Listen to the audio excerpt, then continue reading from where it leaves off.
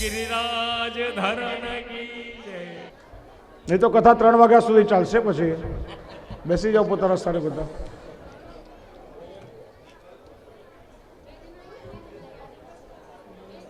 बधाए प्रभुना अलौकिक रासनो आनंद प्राप्त कर्यो। આપણે બધાએ શ્રીમદ ભાગવતજીના ભગવાનના હૃદયરૂપી પંચ પ્રાણ રૂપી રાસ પંચાધ્યાયનું દર્શન કર્યું। જ્યારે જીવ પર પ્રભુની કૃપા થાય ત્યારે પ્રભુનો દાસ બને। પ્રભુનો દાસ બને એ પ્રભુનો ખાસ બને અને એને પ્રભુના રાસનો અનુભવ થાય। જો જે રાસ પંચાધ્યાયની લીલાનું આપણે શ્રવણ કર્યું એ રાસ પંચાધ્યાયની લીલા ક્યાં થઈ હતી શ્રી ગોકુલનાથજીએ કૃપા કરીને ભાવ પ્રકાશમાં કેટલાય સ્થાનો બતાવ્યા છે।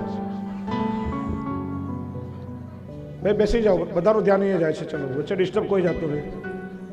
આ ફોટો સેશન નથી, બધા બેસી જાઓ પોતાની જગ્યાએ। ચલો પાછું પૂછીશ બધાને।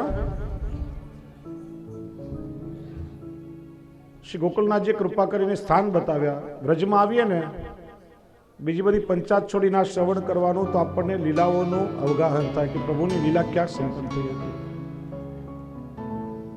સૌથી પહેલા પ્રભુએ વેણુનાદ કર્યો, એ સ્થાન કયું?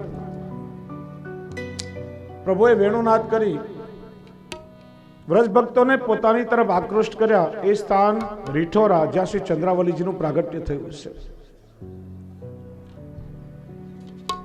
પછી ભગવાનનો લઘુરાસ સંપન્ન થયો। એ સ્થાન સારસ્વત કલ્પનું આદિ વૃંદાવન એટલે ચંદ્ર સરોવર છે, ત્યાં લઘુરાસ સંપન્ન થયો। પછી ગોપીજનોને સૌભાગ્ય મદ થયો અને ભગવાન અંતર્ધાન થયા। એ સ્થાન ગોવર્ધન છે। પ્રભુને શોધતા શોધતા ખબર પડી કે ભગવાન એકલા નથી ગયા, સાથે કોઈ સખીને લઈને ગયા છે। વિચાર્યું એ સખી કેટલી ભાગ્યશાળી હશે। પ્રભુના ચરણ ચિહ્ન સાથે સખીના ચરણ ચિહ્ન જોયા, થોડા ફૂલ વિખરાયેલા જોયા। સમજ્યા કે ઠાકોરજી પેલી ગોપીના મસ્તકમાં વેણી ગૂંથી હશે। એ સ્થાન સુનેહરાની કદમ ખંડી છે। ગોપીઓએ જ્યાં રુદન કર્યું એ સ્થાન રુદ્રકુંડ છે। ગોપીઓના નેત્રોના અશ્રુથી કુંડ ભરાયો છે। પાછા ભગવાન પ્રગટ થયા અને જ્યાં મહારાસ સંપન્ન થયો એ સ્થાન એ વૃંદાવન છે। તો રાસ પંચાધ્યાયના લીલાના સ્થાન શ્રી ગોકુલનાથજી ભાવ પ્રકાશમાં બતાવ્યા છે। આગળ સુખદેવજી યુગલ ગીતનું વર્ણન કરે છે। યુગલ ગીતની અંદર કુલ 26 શ્લોકો છે। 22 શ્લોકોના 13 જોડકા છે, 13 યુગ્મ છે, એટલા માટે યુગલ ગીત કહેવાય છે। યુગલ ગીતની લીલાનું વર્ણન કરતા શ્રી આચાર્ય ચરણ આજ્ઞા કરે, પ્રભુ ગોપીઓને સુખ આપે, પછી ગૌચારણ કરવા માટે વનમાં પધારે, ત્યારે વનાંતર વિરહનો અનુભવ કરી પ્રભુની એક એક લીલાઓનું ગોપીઓ સ્મરણ કરી અને જે ગીત ગાય તે યુગલ ગીત છે। યુગલ ગીતની જે લીલા છે એના 13 યુગમો છે। એનું કારણ પ્રભુની 12 મહિનાની લીલાઓનું વર્ણન કર્યું, પણ અધિક મહિનામાં ઠાકોરજી જે લીલા કરે એનું વર્ણન પણ ગોપીઓ કરે છે। યુગલ ગીતનો વિસ્તાર કરતા શ્રી આચાર્ય ચરણ આજ્ઞા કરે, યુગલ ગીતના ગાનનો કુલ સમય કેટલો? તો કે 13 ઘડી। 1 ઘડી એટલે 24 મિનિટ, 13 ઘડી એટલે 312 મિનિટ, 5 કલાક અને 12 મિનિટની આ લીલા છે। રાજભોગ પછી અનોસર થાય, ઠાકોરજી ગૌચારણ કરવા વનમાં પધારે અને સંધ્યાઆરતી સમયે ગૌચારણ કરીને પ્રભુ પાછા પધારે। અનોસરથી લઈને સંધ્યાઆરતીના સમય સુધીની આ લીલા છે। આગળ વેણુ ગીતમાં પણ વેણુનું વર્ણન કર્યું, યુગલ ગીતમાં પણ વેણુનું વર્ણન કરે। બંનેમાં ભેદ શું? વેણુ ગીતમાં વેણુની અસરનું વર્ણન કર્યું અને યુગલ ગીતમાં વેણુની સાથે વેણુ વગાડનારનું પણ વર્ણન કર્યું। પેલા વેણુ ગીત, પછી ગોપી ગીત, પછી યુગલ ગીત।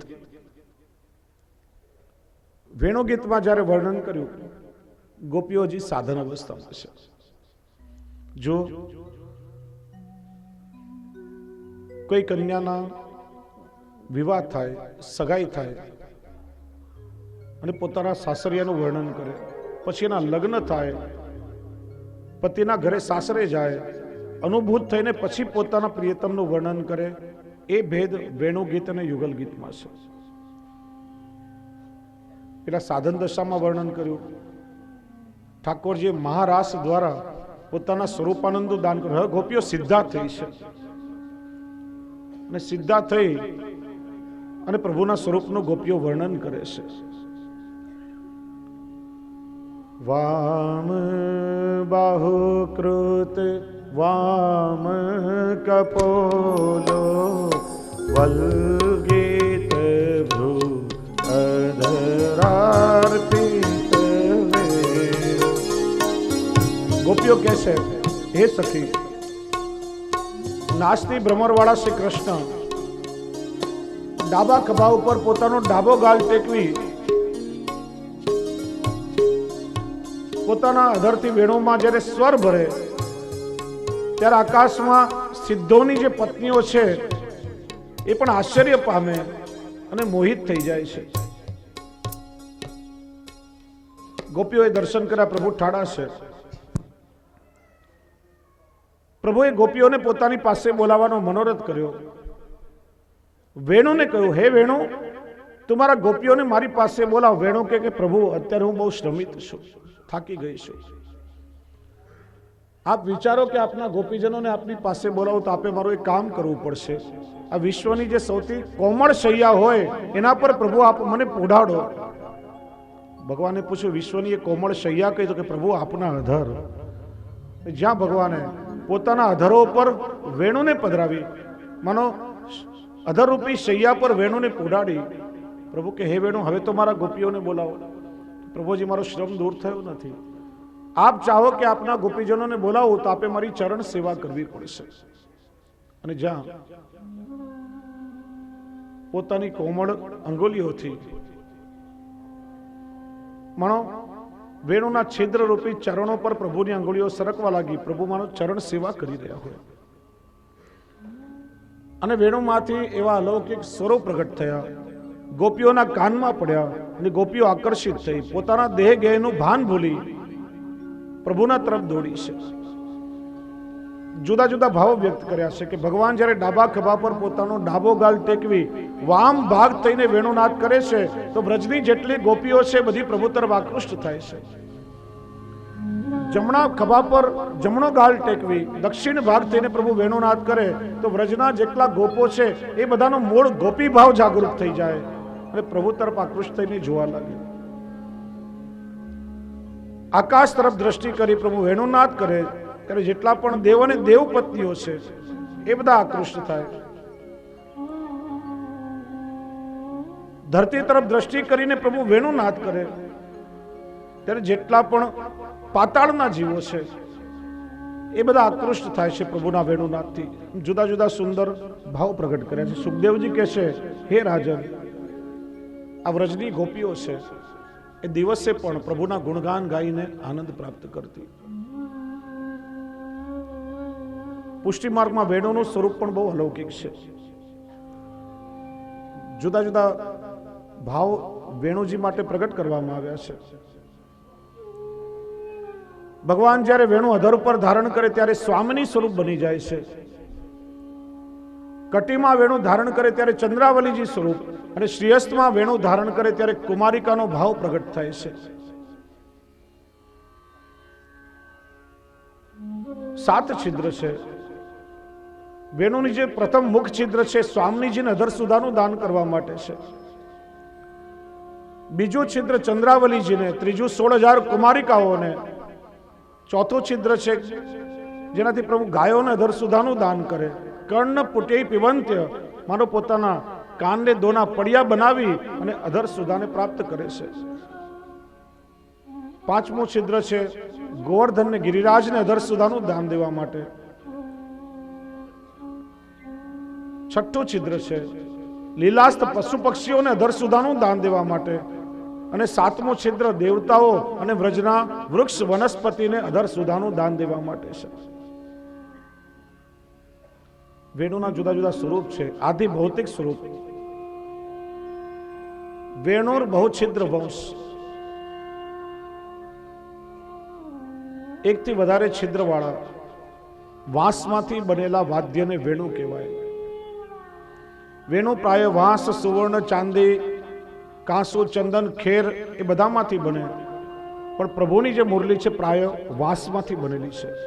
અને એટલા માટે તો ગોપી ગીતમાં સરિતા અને વૃક્ષને વેણુના માતા પિતા કહ્યા છે. જુદા જુદા પ્રકાર બતાવ્યા: વેણુ, મુરલી અને બંસી. વેણુ જે 12 આંગળ લાંબી અને 6 છિદ્ર વાળી હોય એ વેણુ, 2 હાથ લાંબી અને 1 મુખ છિદ્ર ઉપરાંત 4 સ્વર છિદ્ર વાળી હોય એ મુરલી. અને બંસી જે 17 આંગળ લાંબી અને 9 છિદ્ર યુક્ત હોય તે બંસી. પ્રભુની એક બંસીનું નામ મહાનંદા અથવા સંમોહિની છે. એનાથી મોટી બંસીનું નામ આકર્ષિણી છે અને એનાથી મોટી બંસીનું નામ આનંદિની છે. પ્રાય લીલા ભેદ અનુસાર ઠાકોરજી જુદી જુદી પ્રકારે એનો પ્રયોગ કરે છે. વેણુનું આધ્યાત્મિક સ્વરૂપ એ સરસ્વતી અથવા તો રુદ્રદેવ. દેવોને પણ ભગવાને લીલામાં ધારણ કર્યા છે. શિવજીને રુદ્રદેવને વેણુ સ્વરૂપે અને બ્રહ્માજીને વેત્ર સ્વરૂપે ધારણ કર્યા છે. અને આદિદૈવિક સ્વરૂપ, સ્વામીની સ્વરૂપ અથવા તો આપણે ત્યાં ભગવત સ્વરૂપે પણ વેણુ સેવીએ છીએ. જ્યાં ઠાકોરજીનું અચલ સ્વરૂપ હોય ત્યાં ઈંડોળા પલના કે શૈયામાં વેણુજીને પોડાડીએ. ચિત્ર આદિ સેવા બિરાતી હોય તો પંચામૃત જેવો ક્રમ વેણુજીને થાય છે. વેણુ સ્વયં ભગવત સ્વરૂપે પણ સેવીએ છે. તે વેણુનું સ્વરૂપ થયું. પ્રભુ એક લીલાઓ કરી રહ્યા છે. દાન લીલા, માન લીલા, રાસ લીલા, બધી ભગવાનની નિત્ય લીલા છે. વર્ષોત્સવના ઉપક્રમે થાય છે, પણ દાન, માન, રાસ આ બધી લીલાઓ નિત્ય લીલા છે, જે નિત્ય સંપન્ન થાય છે. ક્યારેક પ્રભુ સ્વામીજીથી માન ધારણ કરે, ક્યારેક સ્વામીજી માન ધારણ કરે. ઠાકોરજી સ્વામીજી એકવાર નિકુંજમાં બિરાજતા હતા. સ્વામીજીએ ઠાકોરજીને પૂછ્યું કે પ્રભુ, હું કેવી લાગુ છું? મારું મુખ આપને કેવું લાગે છે? ઠાકોરજી કે બિલકુલ ચંદ્રમા જેવું. ના સાંભળી અને સ્વામીજી રિસાઈ ગયા. શું કહ્યું? ચંદ્રમા જેવું? ચંદ્રમામાં તો કલંક છે, શું મારા મુખ પર આપને એવા ડાઘ દેખાય છે? પ્રભુ કે ના, ચંદ્રમાની કલાઓ દિન પ્રતિદિન વધઘટ થાય, શું મારી સુંદરતામાં શું આપને એવી વધઘટ થતી દેખાય છે? પ્રભુ કે ના, કે મારા મુખને આપે ચંદ્રમા કહ્યું જ કેમ? પ્રભુ કે ભૂલથી નીકળી ગયું. સ્વામીજીએ તો માન ધારણ કર્યું. ભગવાને બહુ મનાવવાનો પ્રયત્ન કર્યો, પણ સ્વામીજી એવા રિસાયા, એવું માન ધારણ કર્યું, ન માન્યા તે ન માન્યા. એક તરફ મુખ કરીને બેસી ગયા, બીજી તરફ મોરકુટી, ત્યાં કેટલાય મયુરો નૃત્ય કરી રહ્યા હતા. ને સ્વામીજી એ મયુરોના નૃત્યને નિરખી રહ્યા છે. પ્રભુ મનાવે પણ માને નહીં. ત્યારે કોઈ સખીએ કહ્યું, પ્રભુ સ્વામીજી એમ નહીં માને, સ્વામીજીને કંઈક પ્રિય હોય ને એવું આપે કરવું પડશે. ઠાકોરજીએ જોયું કે આ મયુરો સ્વામીજીને બહુ પ્રિય છે, એમનું નૃત્ય નિહાળી રહ્યા છે. ઠાકોરજીએ શું કર્યું? મયુરના કેટલાય પીછાઓ ખર્યા હતા અને વીણી વીણીને ઠાકોરજી પોતાના વસ્ત્રમાં ખોસવા લાગ્યા. પ્રભુ પોતે આજે એક અદ્ભુત મયુર બની ગયા છે. મયુરોની વચ્ચે ઠાકોરજી મયુર બનીને નૃત્ય કરવા લાગ્યા. ક્યારેક ગોળ ગોળ ચકરડી ફરે, ક્યારેક પ્રભુ સુંદર કળા કરે, ક્યારેક સ્વામીજીના ચરણમાં આવીને દંડવત કરવાનો પ્રયત્ન કરે. પ્રભુનું મયુર નૃત્ય જઈ અને બધા મયુરો પણ મોહિત થઈ ગયા કે આ અદ્ભુત મયુર કોણ? સ્વામીજી પણ વિચારે કે આટલો સુંદર મયુર આ કોણ? અને જ્યાં ઠાકોરજી ચકરડી ફરતા ફરતા આવ્યા, સ્વામીજીને દંડવત કર્યા, જ્યાં પ્રભુના મુખ પર સ્વામીજીની દ્રષ્ટિ પડી, સ્વામીજીનું બધું જ માન છૂટી ગયું. સ્વામીજી પણ વિચારવા લાગ્યા કે આ મયુરની સાથે આજે મારે પણ મયુરી બનીને નૃત્ય કરવું છે. યુગલ સ્વરૂપ મયુર નૃત્ય કરી રહ્યા છે. સ્વામીજીનું મન કહી રહ્યો હતો કે મારું મન મોર બની થનગાટ કરે.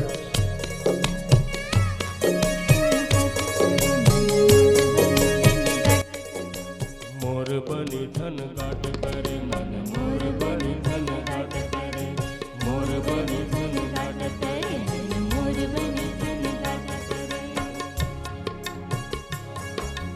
મોર બની થનગાટ કરે, મારું મન મોર બની થનગાટ કરે, મન